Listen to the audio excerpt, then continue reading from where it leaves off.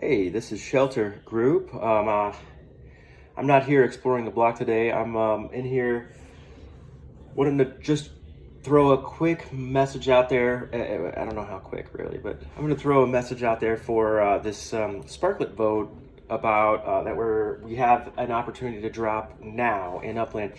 There's only a couple hours left to put in your vote, yes or no or abstain.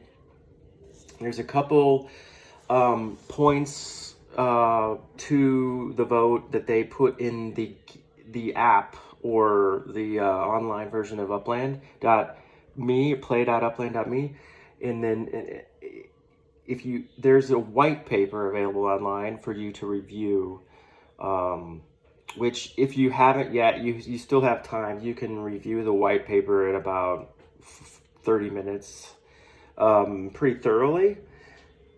But I think there's a lot of good videos that cover it. The Ben 68 has a very long one, and then a very short one that is kind of like a overall pro, and then there's like a here's the cons short video about 6 minutes on that. Well, that's good. I think it's good to really see the cons.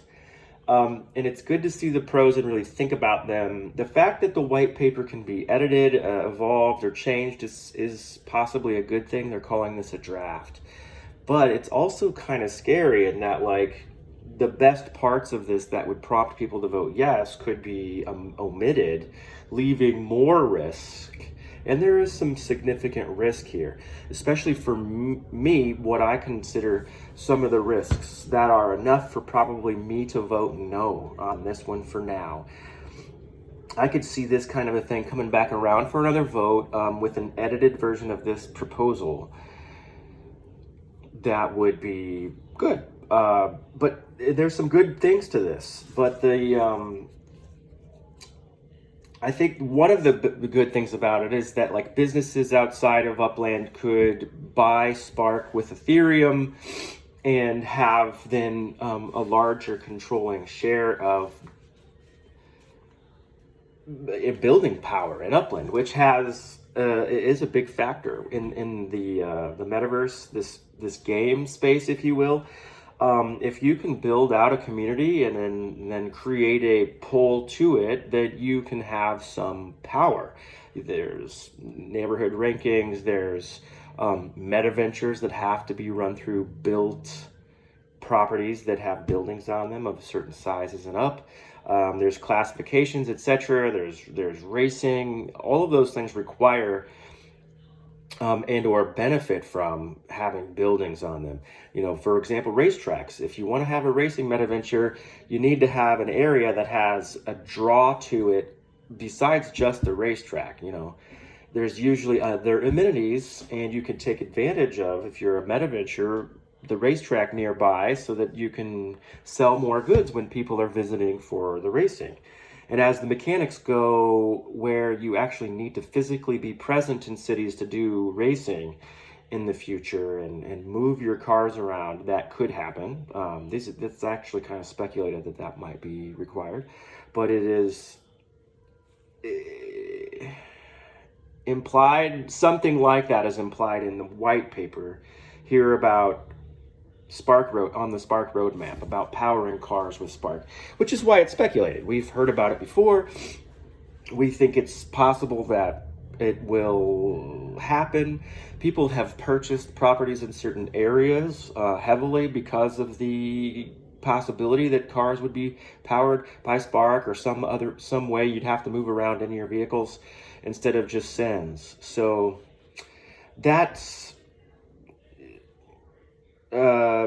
those are good things. I think that having that utility is good, but, like, there's some problems, like, with it too, in that, like, it can, maybe too much power could go into the hands of business developers quickly. Like, if depending on how it could go, it could move not at all, it could be pretty low. I probably won't be moving a lot of Spark around with Ethereum.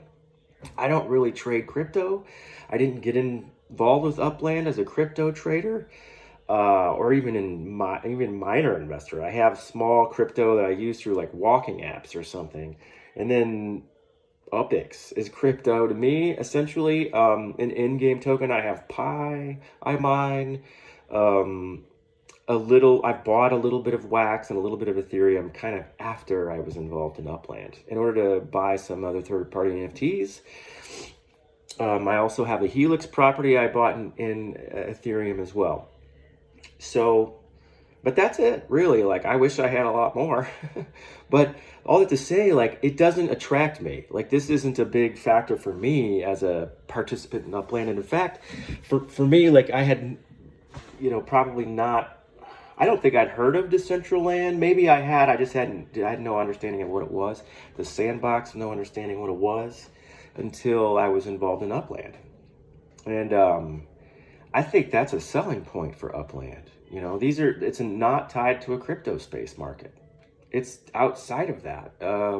It has performed better than all of those other spaces. If you look at DApp Radar, it's number 18 in this genre of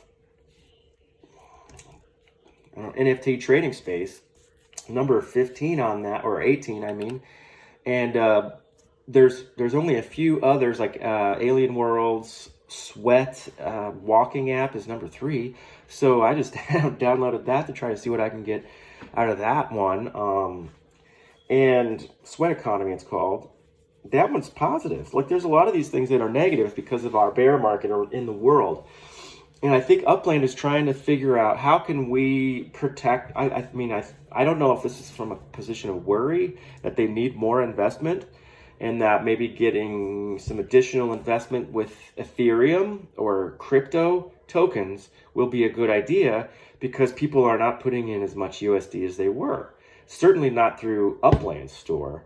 I used to, and I'm probably maybe $4,000 invested into Upland.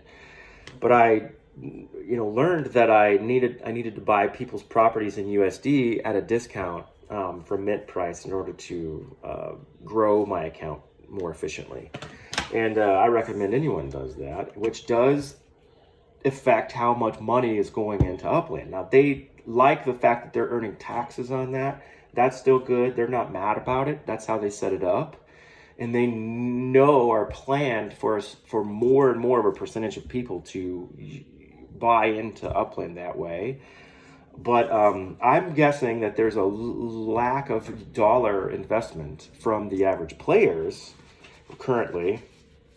And that this is a way for Upland to find or to capture a new activity, new wallets, because people have crypto sitting around and might decide I could put some of my crypto investment into Sparklet and get involved in this Upland platform that's doing pretty well in DApp Radar. And so I can see a lot of people seeing this as a good investment for them if they have crypto sitting around not working for them. They can see it as a way for them to maybe earn something and trade it out later. The problem is, like, when you've had over a year in Upland and I started when the market was hot, and then it has gone down because the whole global market has gone down. So I have some concerns with some of this. Like, the biggest one for me is taxes. Ben68 pointed that out. For the Ferguson's, the real estate guy, Invest for More, his YouTube channel, like, he again refers to the taxes and also like gas fees on crypto, like, which might make it prohibitive for smaller amounts of Sparklet to be traded. And therefore, what I see in Upland and what I see that could be improved, it's not necessarily a gripe, but it could be improved and help things become more inclusive, which could attract more players, more variety of players, is that, like, a lot of the contests within Upland in order to earn or win things. There's one currently running for Halloween wearables. You spend money, you get more entries. And so if you're a larger account you have a greater chance. In other words, if you're wealthier, you have a greater chance of getting more entries and therefore winning these contests, especially the FIFA one, especially the NFLPA ones, especially the way that all of these contests now are set up more or less for people with more money to fare better. You still can earn entries by relatively cheap means, sins. You can buy small cost UPICs, but you can't really buy soccer legits. They're not allowing you to buy FIFA legits that count. They don't count for this current Halloween one. So variety store legits and BEs, you can find them for about 5 to 7K UPICs, but still, that's a lot of money, a lot of UPICs for a small account like an Upland or a visitor for sure can't participate. Well, a visitor can't participate in those. You got to get Uplander too, but these small accounts, early young accounts, can't really do these. Like that could be all or half of someone's UPICs, right? So that it's kind of a perspective shift. I think that if they would think differently about like how they're motivating players to engage in this game, and like maybe they need to incentivize big players well to be able to participate and have an advantage because they've worked hard for that. Some have paid hard for that too. And so like it can be, you know, like the fact that you can be an experienced player as an executive just by putting a lot of money into the game gives you no real experience. It just gives you a big title. And like, so you buy this in Upland. Doesn't mean you know what you're doing at all. That could be better, right? Like that could be different. How people level up, how people earn entries, and so on and forth. So if that mindset was different, I think this white paper would read differently too. Because if you play the scenario out long, it's largely going to reward larger entities and wealthier people who are putting money into the game, into this platform. They're investing in it. They're looking for investors, right? Like, and that's good. Like, this isn't a bad thing. They're looking for investors. I feel like it might be somewhat at the expense of current ones, with cash investments and with time investments with Spark. Like this is what I've heard from the con side is that like, if our investment of time and dollars in Spark, I've paid for Spark with cash, goes down like in 3 to 4 or 6 months. Like I think it'll look like this, and then over time it'll slowly go back up. So this as a long play, I think it reads well. As a long play, it reads pretty good. Like there's too much risk for me in taxes. There's too much risk for me in. That's huge. I mean, like right now, I'm thinking of Upland more like the Pi network, where like eventually people will accept goods and services in UPIX and in Spark for other real world goods and not need dollars for it. Like I'll accept UPIX because I know I can trade that out for cash by selling properties somewhere for the right, markdown. Quickly enough, maybe within a few weeks, whatever. But there are things I've learned to adapt to as the markets go. Like markets change in Upland relatively slowly, very slowly. It's been stably low. Spark rental is a big thing. Let's say it's been around 10 UPIX an hour, 5 UPIX an hour, somewhere in that range for months. And that's good. Like stability is good at whatever price it is. Like it just enables us to reorient our resources toward that. If it's not slow, if it's up and down in a volatile market, then people won't know how to really spin their Spark, invest their Spark in builds or in sales or UPIX. How should I invest? Like, should I pay someone to build for me and rent their Spark? Should I be renting my Spark? Like, it will add more complexity to those questions that people already ask. And I think it will destabilize the economy for a while. I don't know for how long, and it will never be as stable as it will be, as it is now. I think that's currently a possible problem. In a better market environment, it might not be as big of a problem. Upland has said in the AMA that there's a window of opportunity for, in the US, for them to get on board, get on this, like, opportunity now. And they don't know, there's no reason to believe it will go away. But there is potentially, well, maybe there is. I don't know if there's no reason to believe it will go away. I don't know how long the window of opportunity could be, or how long Upland thinks it is. But it's I like that they're thinking long term. They've said this is a 30-year plan at like zero growth, which means that, like, at positive growth, they have, there's a lot of positive things listed here in the white paper that could come of it. There's not a lot of negatives, and there's really no mention of what could happen if things go bad. Like, they're not laying out a cons list. I don't expect them to.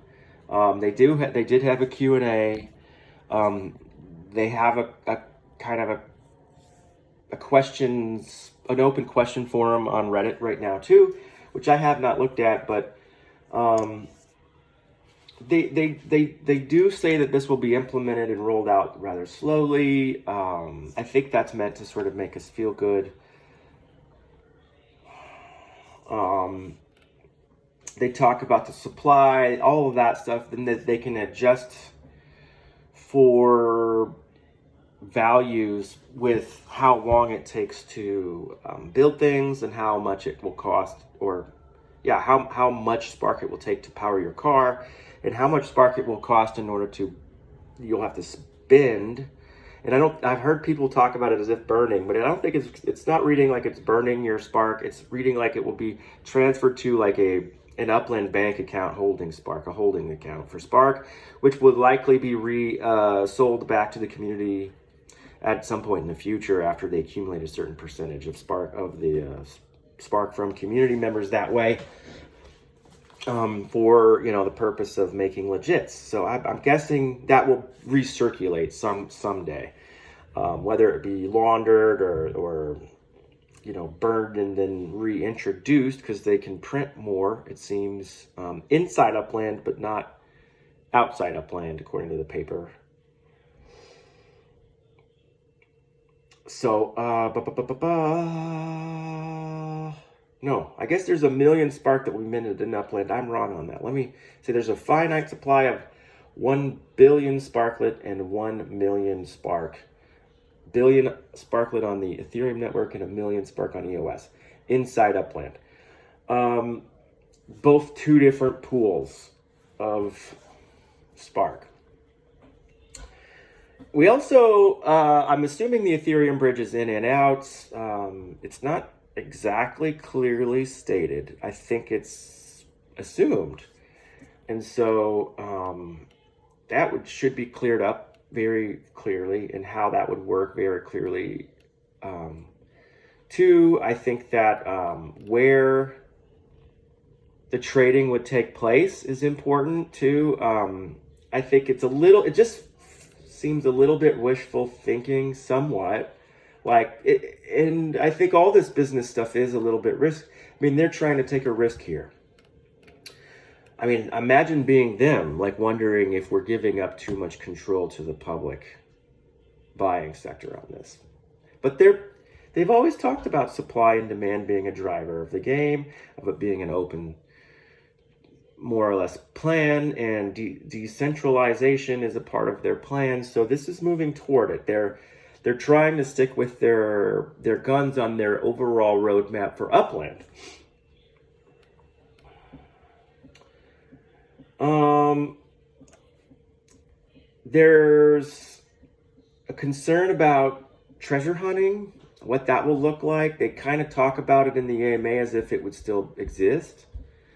And but it does also sound like Spark Weeks will go away after one more. I can't say that for sure. They don't say that for sure, but something else will take its place, I imagine, a different way to sell Spark in the game. It seems like they will sell Spark in the game, potentially, but not definitely. So, it just says they may do it through exchanges. And so that's interesting. That could make for a way for people to learn tokenomics and crypto and stuff like that. But for all the people who don't care about it and don't want to learn it, like this is as much as I want to do with crypto. I don't know. Like it seems to me, just coming from that as my background, like my perspective, it seems like this is a risky, big, scary kind of thing to do in order to get that as a part of the game. It doesn't seem totally necessary compared to other avenues they could take in order to attract people into this space. So I don't know. Without knowing what their marketing budget has been in attracting players and businesses as investors, it's hard to say how much effort have they put into getting investment that way, and are they seeing this as like another possible opportunity or a good avenue, or are they seeing this as this is a last-ditch effort, we've tried to get cash USD, now we need it this way because there's a whole pool of players that have this crypto sitting around that they want to spend. Plus, positive, this is a pro for sure, people who find it difficult to cash out in USD will now have a way to cash out in crypto that will be able to, BRICS countries, for example, that don't have some of the same access to PayPal will benefit from something like this. And that might be a huge user base. I'm not aware. I don't know if this opens up the road to China being able to play Upland. Right now they can't. So that could be huge. I